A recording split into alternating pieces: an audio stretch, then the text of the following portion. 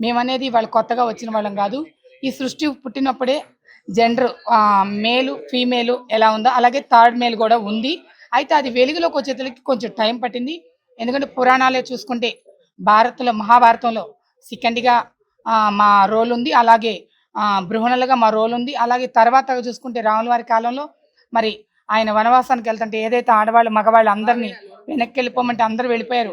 ఏదైతే ఉందో ట్రాన్స్‌జెండర్స్ మా గురించి చెప్పలేదని ఆయన వనవాసం చేసిన 14 ఏళ్ళు కూడా మేము కూడా ఆ అడవిలో నుండి ఆయన వచ్చిన దాకా కూడా వనవాసం చేసినందుకు ఆయన వెనక్కి వచ్చినప్పుడు అందరూ వెళ్ళిపోయారు ఆడవాళ్ళు, మగవాళ్ళు. మీరు ఎందుకు వెళ్ళలేదంటే, తండ్రి మీరు వెళ్ళేటప్పుడు మీతో పాటు అందరితో పాటు మేము వచ్చాం. మీరు ఆడవాళ్ళు, మగవాళ్ళు వెళ్ళమన్నారు.